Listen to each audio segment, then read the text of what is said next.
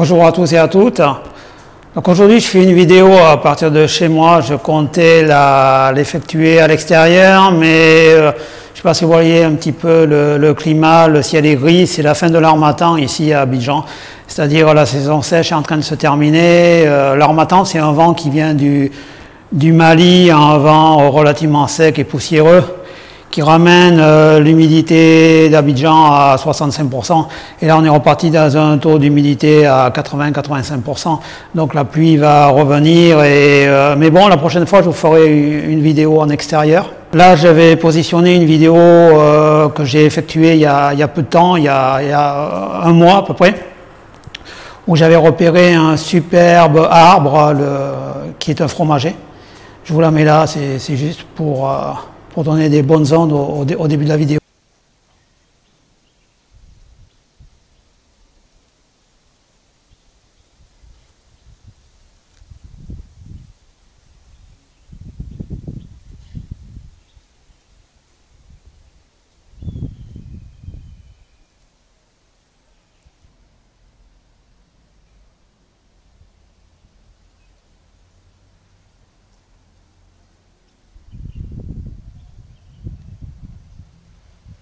Bon, tout d'abord, je tiens à remercier tous les gens qui m'ont écrit via le mail et les petits commentaires qui ont été écrits sous ma précédente vidéo, parce que vous avez vu que j'étais en train de paniquer.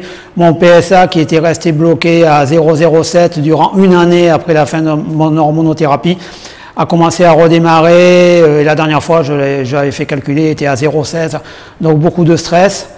Et alors j'ai écrit à mon neurologue qui m'a confirmé ce que m'ont dit beaucoup d'entre vous, à savoir que le PSA a été produit par la prostate et pas seulement par les cellules cancéreuses de la prostate, et que le PSA pouvait évoluer de 0,07 jusqu'à 2. Donc jusqu'à 2, d'après lui, c'est pas catastrophique. On reste dans un chiffre correct. Je rappelle que ce sont des chiffres pour les gens qui ont été atteints d'un cancer de la prostate, qui ont subi la radiothérapie, l'hormonothérapie. Pour les personnes qui n'ont jamais eu le cancer de la prostate, l'idéal est un PSA inférieur à 4. Pour nous, il faut qu'il reste inférieur à 2, voire à 1. Donc on m'a posé la question, il y a peu de temps, pourquoi j'avais eu plusieurs urologues depuis que j'ai appris que j'avais le cancer. Alors je vais un peu développer le sujet, pourquoi j'ai changé 3 fois, ce que vous devez trouver principalement chez un urologue, etc. Donc je vais me replonger dans le passé, je vais éveiller quelques mauvais souvenirs et puis vous livrer un petit peu l'organigramme de ma démarche. On repart au mois de janvier-février 2019. À cette époque, j'apprends que je dois partir en expatriation à Abidjan pour mon travail. C'est une chose que j'avais toujours voulu. Pour moi, c'était un rêve.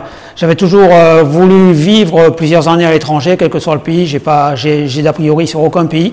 Alors, je ne connaissais pas du tout l'Afrique de l'Ouest et j'ai dit ok, ça me va, je suis partant. Donc j'ai commencé à m'organiser, le déménagement, une partie des meubles qui part en avion, une partie des meubles qui part en bateau, majoritairement en bateau d'ailleurs, ça prend 2 mois de transport. La vente de mes 2 voitures.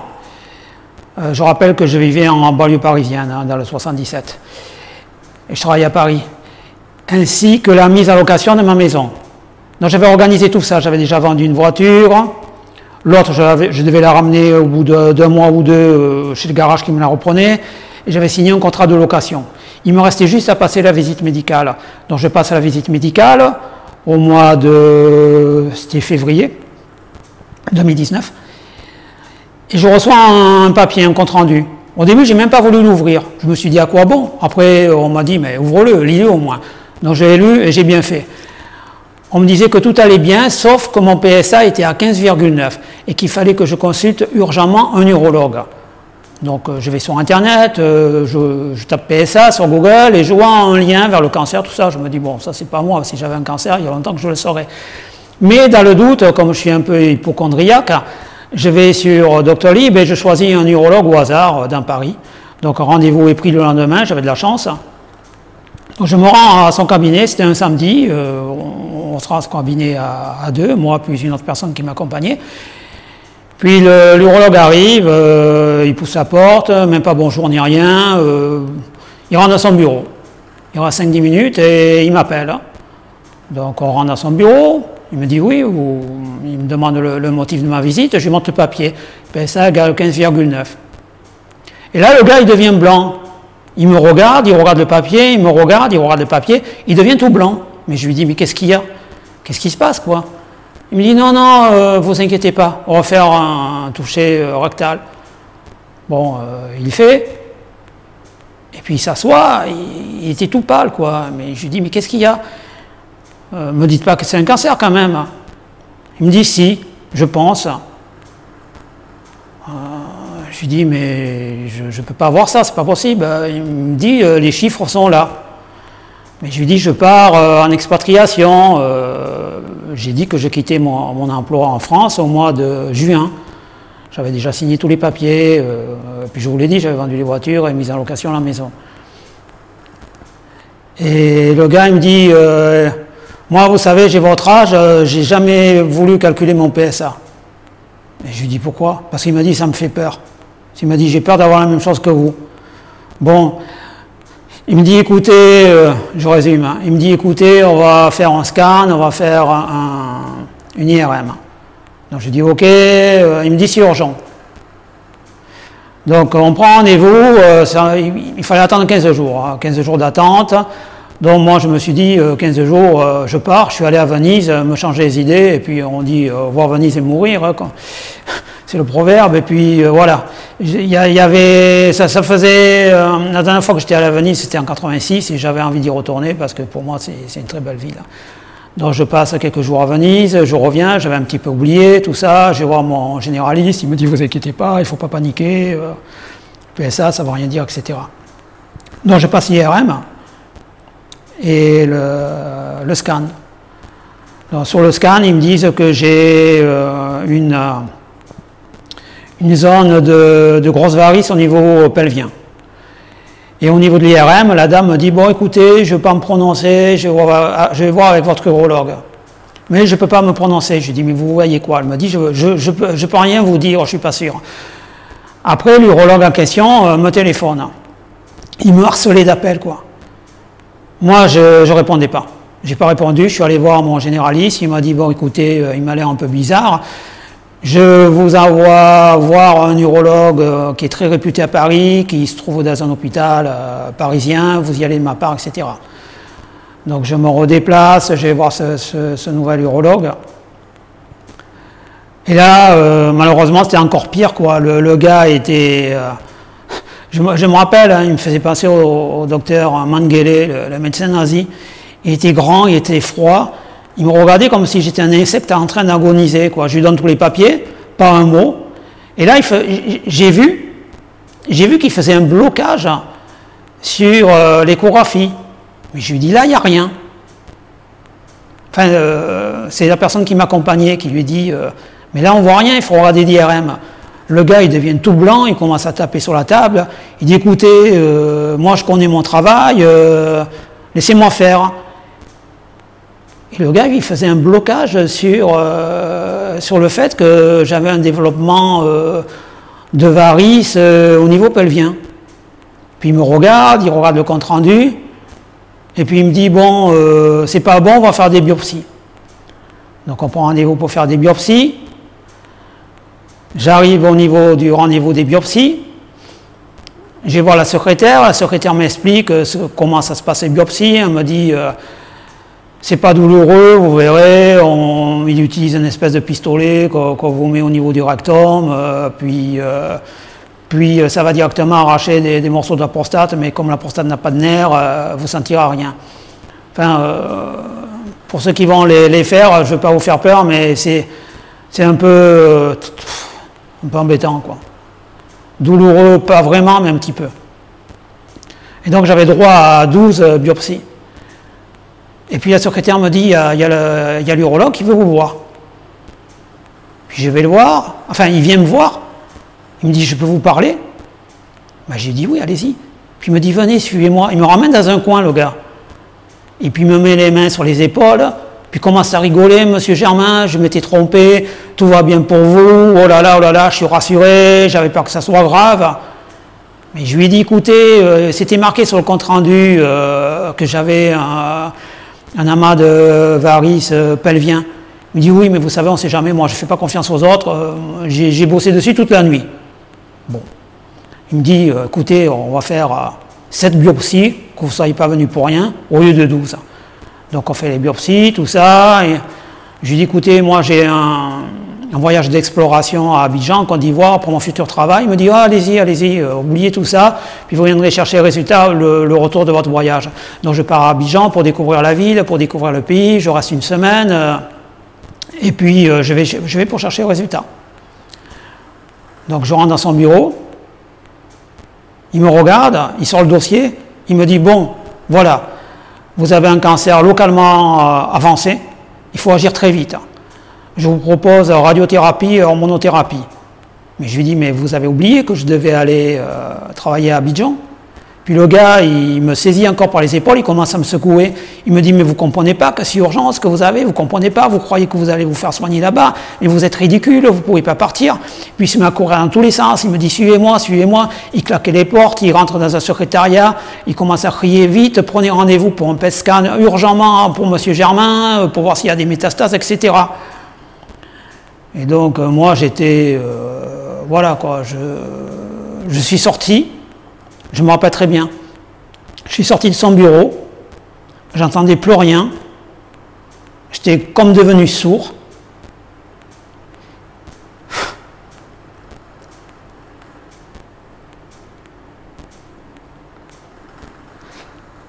Et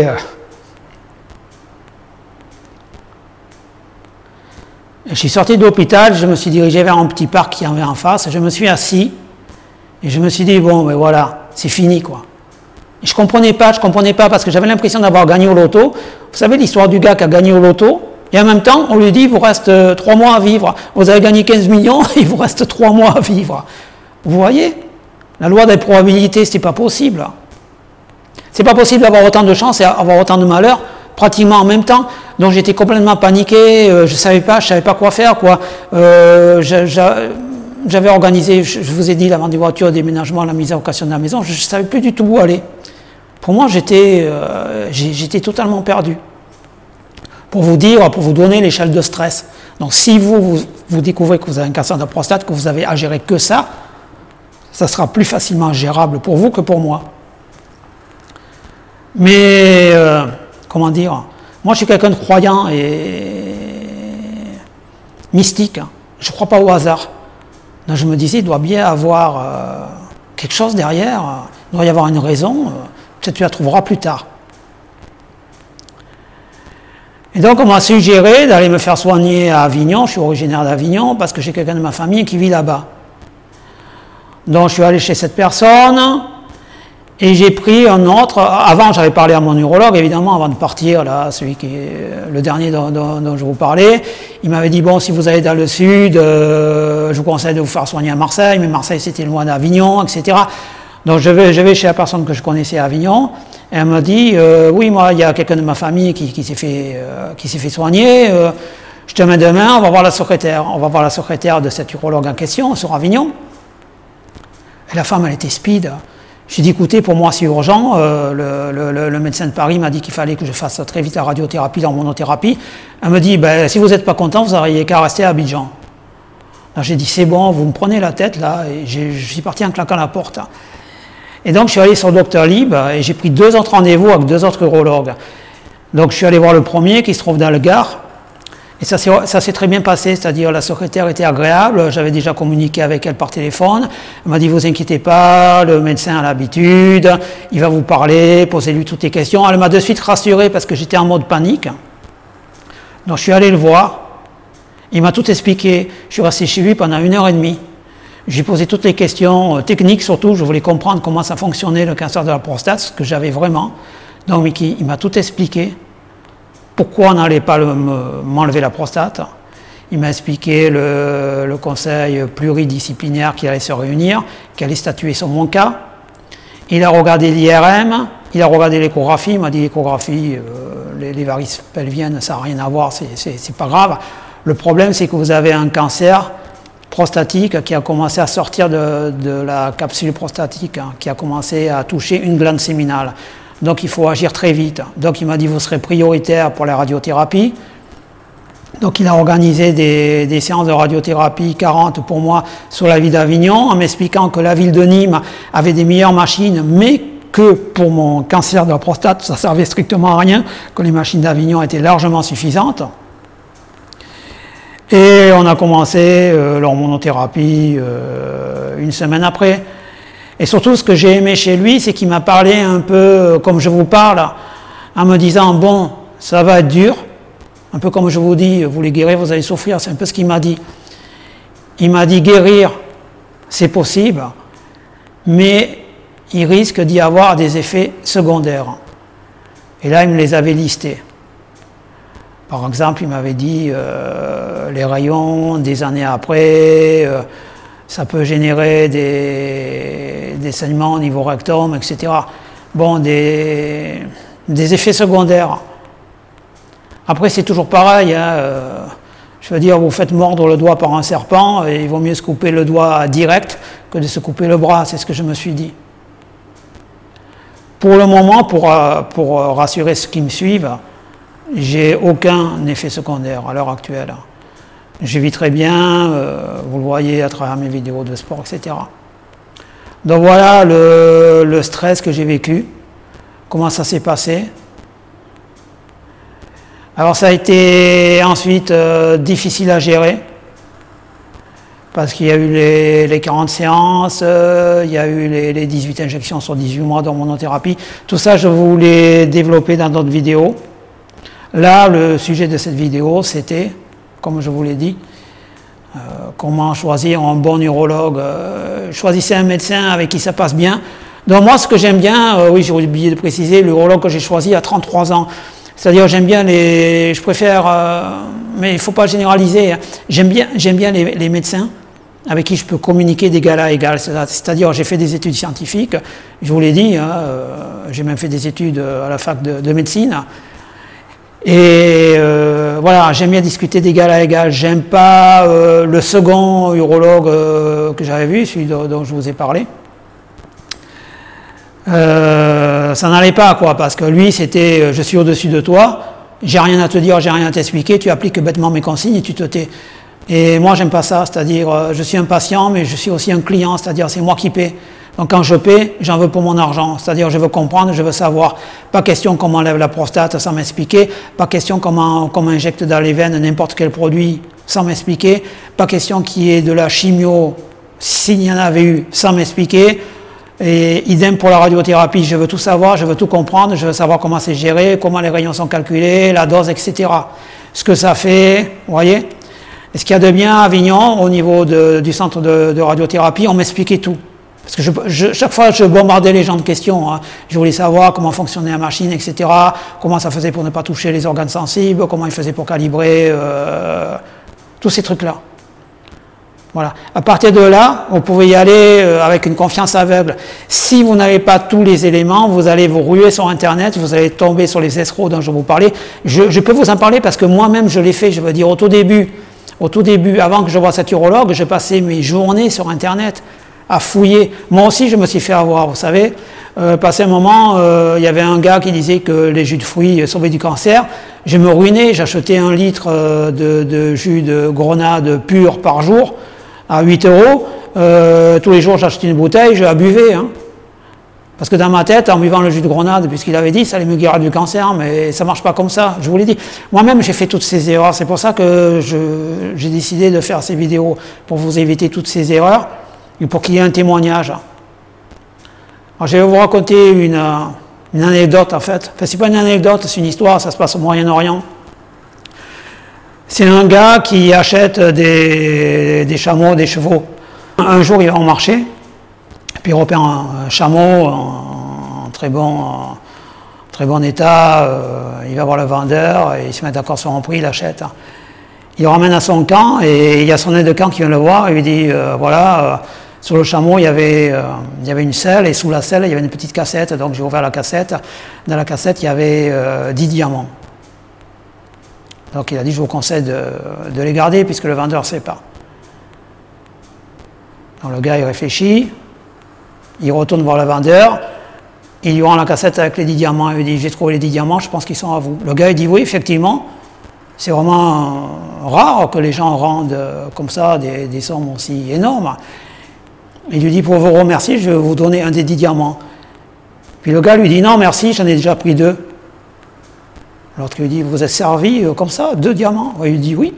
Donc le gars il ouvre, et quand les diamants, il y en a toujours 10, il a dit, mais vous n'avez rien pris? Il dit, si, j'ai pris les 2 plus beaux. Le premier, ça s'appelle intégrité. Le deuxième diamant, c'est je continue à me voir tel que je suis. Tout ça pour vous dire qu'il ne faut pas baisser les bras, il faut rester tel que vous êtes, il faut croire en vous, n'écoutez personne, écoutez les médecins, les autres, laissez-les parler, ils ne sont pas concernés. Et ils n'auront jamais les mots justes pour vous. Moi, je sais exactement ce que vous endurez, vous savez exactement ce que j'endure, même en rémission, le stress que je vis, vous le connaissez, parce que certains d'entre vous sont exactement au même endroit que moi, c'est-à-dire 1 an en rémission. Vous connaissez tous ces trucs, tout ce qu'on endure. Voilà. Donc, écoutez que vous, écoutez les témoignages de personnes comme moi. Et pour ma part, voilà, j'ai décidé de, quoi qu'il arrive, je continuerai à me filmer, même si le cancer revient, je continuerai à me filmer jusqu'au bout. J'ai décidé, ouais, jusqu'au bout, je ferai des pompes. Et je continuerai ma méthode. Si vous voulez, je vais vous la développer un peu mieux lors de la prochaine vidéo. Donc, je continuerai ma méthode, c'est-à-dire bonne alimentation, mais pas de régime cétogène. C'est-à-dire je continue volontairement à manger du sucre naturel, du fructose. Je consomme beaucoup de fruits, je consomme des légumes. Donc il y a du sucre à l'intérieur, d'accord? Donc moi, tout ce qui est régime cétogène, les médecins disent que ça sert strictement à rien, je ne fais pas. Je continue à suivre 1 ou 2 modèles qui m'ont beaucoup inspiré. Alors, il ne faut pas copier bêtement, il faut s'inspirer des gens qui ont souffert autant ou plus que vous, qui ont surmonté cette souffrance. C'est toujours utile de savoir souffrir, de savoir encaisser. Donc moi j'ai toujours les mêmes, je vous les développerai la prochaine fois. Je continue le sport, parce que je considère que c'est un combat, je suis dans mon vaisseau spatial, je suis tout seul, et il y a cet alien qui me pourrit la vie. Et mon but c'est vraiment m'en débarrasser à vie, d'accord? Donc ça passe par un esprit guerrier, tout ça, ça passe par un mental. Je vais développer l'aspect mental la prochaine fois, le détailler. Ce sont des méthodes, hein. J'ai longtemps cherché, j'ai longtemps médité sur ce sujet, j'ai copié, je vous dis, certaines méthodes qui existent déjà, j'en ai inventé d'autres. Il y en avait que j'appliquais déjà avant pour supporter certaines choses au travail, certaines choses de la vie courante, que j'ai appliquées au cancer. Ben, je vous remercie encore une fois pour votre soutien. Comme je vous ai dit, on est une communauté. Et puis je pense que la maladie fédère. C'est la seule chose de la vie qui réunit les gens. C'est la souffrance. On endure tous la même chose, on est loin les uns des autres, mais on vit le même truc, au même moment. Et ça, je trouve que c'est très... je dirais même c'est bien, parce qu'on peut partager. Voilà, croyez en vous. À la prochaine.